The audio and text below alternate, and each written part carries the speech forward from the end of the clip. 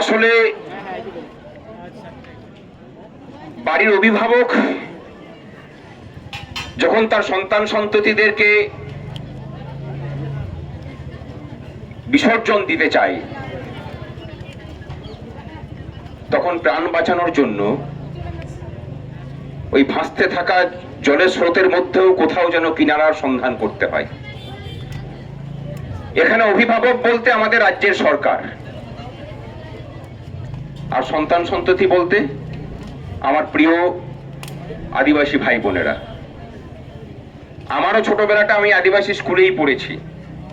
আমার যে প্রাথমিক স্কুলের পাঠদান সেটা আমার ওই আদিবাসী স্কুল থেকেই হয়েছে। সুতরাং আপনাদের সাথে আমার যে যোগ সেটা একদম অন্তরের যোগ। তাছাড়া দীর্ঘদিন নাটক করার সুবাদে আপনাদের যে রিচুয়াল সেসব কিছু নিয়ে আমাকে প্রায় গবেষণামূলক কিছু কাজকর্ম করতে হয়েছে। খুব ভালো করে দেখেছি কোন বঞ্চনা, কোন শোষণের মধ্যে দিয়ে এই সমাজটাকে যেতে হয়। আমার গর্বে বুকটা ভরে যাচ্ছে এখন এটা দেখে যে আপনারা যারা শিক্ষিত হয়েছেন তারা ভবিষ্যৎ প্রজন্মের শিক্ষার কথাটাকে ভাবছেন। তারা ভাবছেন যে আমাদের পূর্বপুরুষরা যে কষ্টের মধ্যে দিয়ে এসছে সেই কষ্টটার অন্য কিছু নয়, তার এক এবং একমাত্র কারণ হচ্ছে তাদের পুঁথিগত যে শিক্ষা, সেই শিক্ষার অভাব ছিল। আমি কিন্তু বিদ্যার অভাব বলছি না। এই কারণে বলছি না কারণ আপনাদের কমিউনিটির মধ্যে আয়ুর্বেদের যে জ্ঞান ছিল, প্রকৃতিকে সঙ্গে নিয়ে বেঁচে থাকার যে পরম্পরা, এই পরম্পরা হয়তো আরো 50 বছর পরে এই পৃথিবীকে আবার সেই জায়গাতে ফিরে আসতে হবে। সুতরাং আপনারা সুশিক্ষিত ছিলেন অনেক আগে থেকেই, কিন্তু শিক্ষা বলতে যেটুকুকে বোঝায়, যেটুকুর জন্য অন্তত পেট ভাতের জোগাড়টা করা যায়, সেই শিক্ষা থেকে আপনাদেরকে বঞ্চিত করে রেখেছে বলে আমি মনে করি। এবং এই দায়টা শুধুমাত্র যে এই সরকারের তা নয়, এর পূর্ব সরকারও তাই করে গেছে। আমি নিজের অভিজ্ঞতা দিয়ে বলছি। আমি যে স্কুলে পড়তাম, আমার সাথে প্রায় সমগোত্রের যেসব বন্ধু বান্ধবরা পড়তো, ভালো মেধাবী ছিল। প্রত্যেকের হাতের লেখা ছবি আঁকাতে আমরা পেরে উঠতাম না। আমরা নিজের হাতের লেখাও ভালো, কিন্তু ওদের সাথে পারতাম না। আমার পরিবারের একটা ঠেকনা আছে, আমরা এসে পড়ে নিজেদের পেট ভাতের জোগাড়টা করতে পেরেছি। আর আমার সেই শ্রমিকার বন্ধুরা কি করে না, দিনমজুরি করে। দিনমজুরিটাকে কোনো আমি খারাপ কথা বলছি না, এটা অসম্মানের কিছু নেই। মানুষ শ্রম করবে, রাষ্ট্র তার শ্রমের উপযুক্ত পারিশ্রমিক দেবে, এটাই হচ্ছে দস্তুর। আমি তার মধ্যে অন্যায় কিছু দেখি না। কিন্তু আমার ওই বন্ধুগুলোর মধ্যে যে সম্ভাবনা ছিল, সেই সম্ভাবনাটাকে রাষ্ট্র কাজে লাগাতে পারেনি। দিনের পর দিন এই জাতিগোষ্ঠীটাকে একদম অন্ধকার থেকে আরো অন্ধকারে তলিয়ে দেওয়ার চেষ্টা হয়েছে। কারণ প্রত্যেকটা শাসকই ভেবেছে আমি শাসন ক্ষমতায় আছি, মানে আমি যদি গ্রামের মোড়লকে যদি ক্যাপচার করে নিতে পারি, তাহলে ওই গ্রামের ভোট বংশ পরম্পরায় আমি পেয়ে যাব, ক্ষমতায় টিকে থাকতে আমার কোনো অসুবিধা হবে না।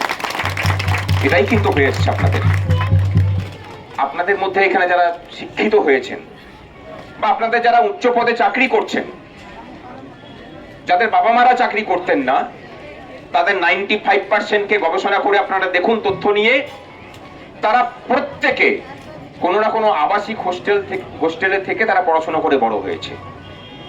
এই সরকার কি করেছে? শুধুমাত্র পুরুলিয়াতেই বোধহয় কমসে কম 120টা হোস্টেলকে তারা বন্ধ করেছে। কোন হোস্টেল? যেখানে আদিবাসী কমিউনিটির ছেলে মেয়েরা ওখানে থেকে পড়ে পড়াশোনা করতে পারতেন। কি অপরাধ তাদের? না, এই কমিউনিটি যদি শিক্ষিত হয়, এই কমিউনিটির মধ্যে, এই কমিউনিটিরা যেখানে থাকে, যেখানে আদিবাসীরা থাকেন, সেই জায়গাগুলো হচ্ছে আমাদের খনিজ সম্পদে উন্নত জায়গা।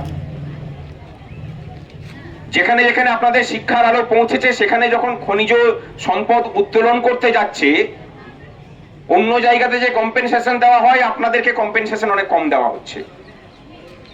আপনারা রেজিস্ট করছেন, এই রেজিস্ট্যান্সটাকে বন্ধ করতে হবে। আপনারা যদি ভেবে নেন যে আপনাদেরকে শিক্ষাদানের জায়গা থেকে অন্ধকারে নিয়ে যাওয়াটা শুধুমাত্র 1 বা 2 বছরের পরিকল্পনা নয়, আগামী 50 বছর যাতে আপনারা মাথা তুলে দাঁড়াতে না পারেন, তার সমস্ত রকম ব্যবস্থা এই সরকারটা করেছে। আদিবাসীদের হোস্টেলগুলোকে বন্ধ করে দাও, তাদের শিক্ষার সাপ্লাই লাইনটা বন্ধ হয়ে যাবে। শিক্ষার সাপ্লাই লাইন বন্ধ হলে কি হবে? নতুন করে আদিবাসী কমিউনিটির মধ্যে আর শিক্ষার আলো ছড়াবে না।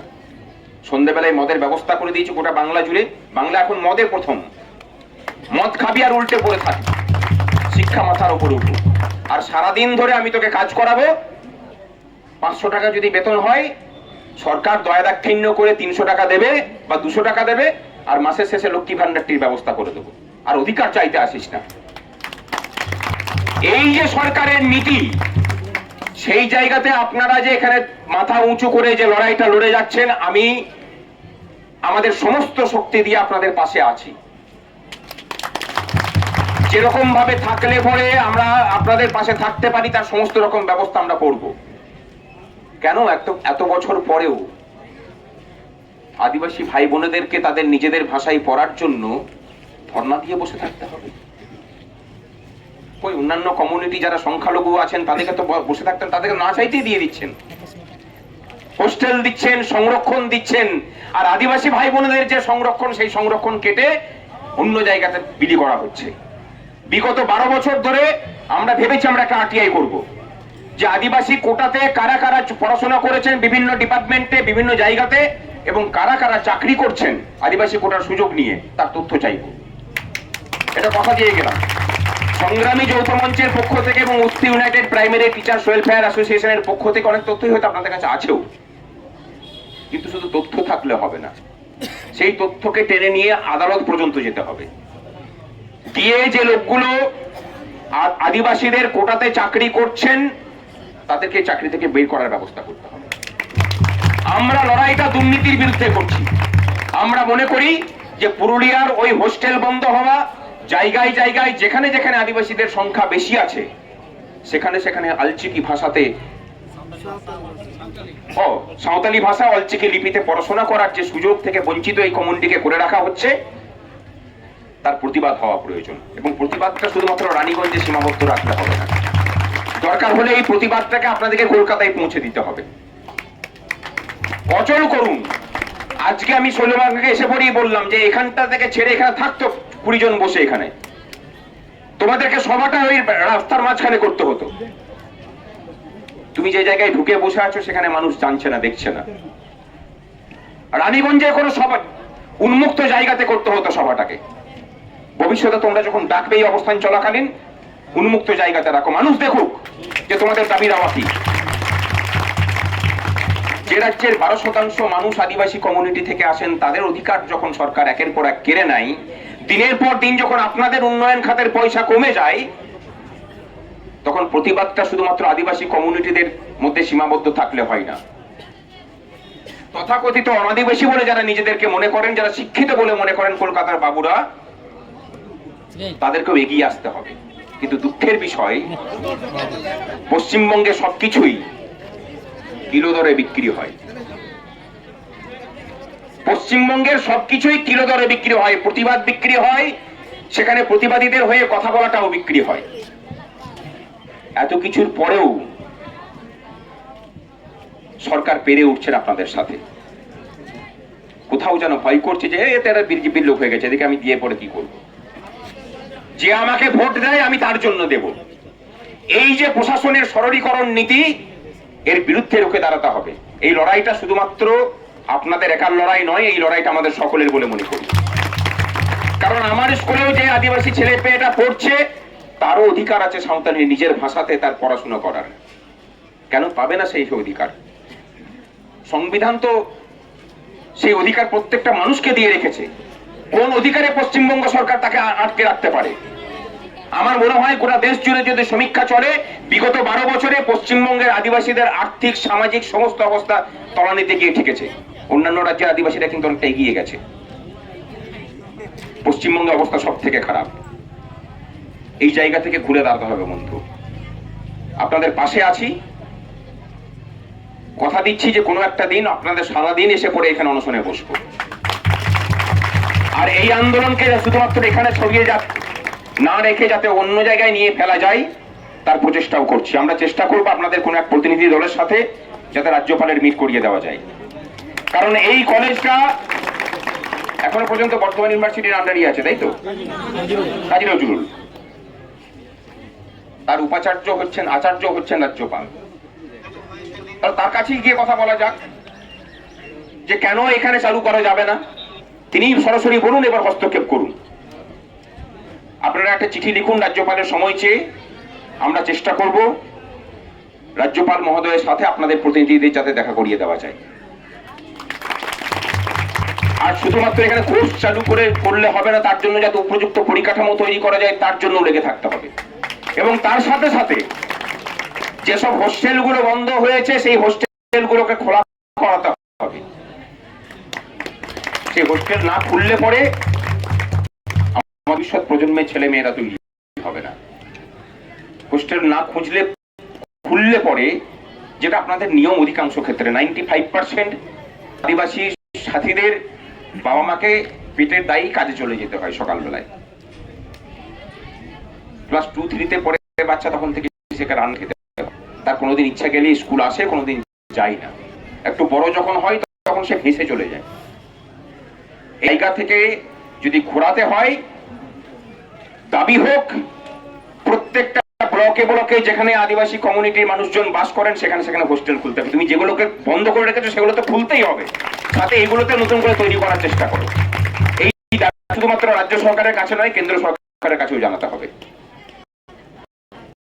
আমরা সমস্ত রকম ভাবে পাশে আছি।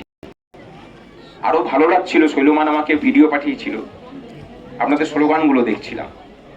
বাংলাতে স্লোগান, আদিবাসী মানে সাঁওতালি ভাষার সব স্লোগান বুঝতে পারছিলাম না, কিছু কিছু পারি আমি, কিন্তু তার জন্য সেই ছন্দ আমাদের পরিচিত।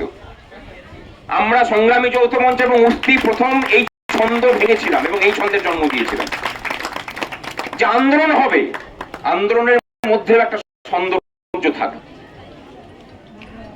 হবে কিন্তু লড়াইয়ের মধ্যেও সৌন্দর্য থাকুক, তার ছন্দ থাকুক। আর আপনাদের জীবনময়ই তো ছন্দ। আপনাদের প্রত্যেকটা উৎসব তো গান আর নাচ দিয়ে বাঁধা। আপনারা ছন্দে স্লোগান দেবেন না তো কারণ আমরা ছন্দে স্লোগান দেব? আমরা যদি ছন্দে স্লোগান দিতে পারি, আপনাদের কাছ থেকেই সেটা আমরা শিখবো ভবিষ্যতে। আমার মানে গর্বটা পড়ে যাচ্ছিল। এবং যেসব সাথীদেরকে দেখছি তারা সকলেই পরিচিত, অত্যন্ত ভালোবাসার জন। আপনাদের সকলকে কুর্নিশ জানাচ্ছি। লড়াইটা চালিয়ে যান, লড়াই ছাড়বেন না। এই লড়াইয়ের জন্য যা কিছু সহযোগিতা প্রয়োজন, আমাদের পক্ষে যতটুকু করা দরকার আমরা করতে রাজি আছি। সংগ্রামী যৌথ মঞ্চ এবং মুসলিম ইউনাইটেড প্রাইমারি টিচার্স ওয়েলফেয়ার অ্যাসোসিয়েশনের পক্ষ থেকে সমস্তটা আমরা করতে রাজি আছি। আমি হয়তো অনেকক্ষণ সময় নিয়ে নিলাম আপনাদের, আমার অনেকক্ষণ আগে আসার কথা ছিল, আর রাস্তায় আটকে গিয়েছিলাম, দেরি হয়ে গেল। ভালো থাকবেন সকলে। আপনাদের লড়াকু মানসিকতাকে মানে প্রণাম জানাচ্ছি। লড়াইটা চলুক। আমরা শিক্ষা চাই, শিক্ষা চাই। আমরা ভিক্ষা নয়, শিক্ষা চাই, শিক্ষা চাই, শিক্ষা চাই। শিক্ষা শিক্ষা শিক্ষা চাই, শিক্ষা ছাড়া উপায় নাই। তাই তো মোরা কলেজে মাতৃভাষা সান্তালিতে শিক্ষা চাই, শিক্ষা চাই, শিক্ষা চাই। দিন বদলের বইছে হাওয়া, শিক্ষা বোর্ডের প্রথম চাওয়া। আমরা ভিক্ষা নয়, শিক্ষা চাই, শিক্ষা চাই, শিক্ষা চাই।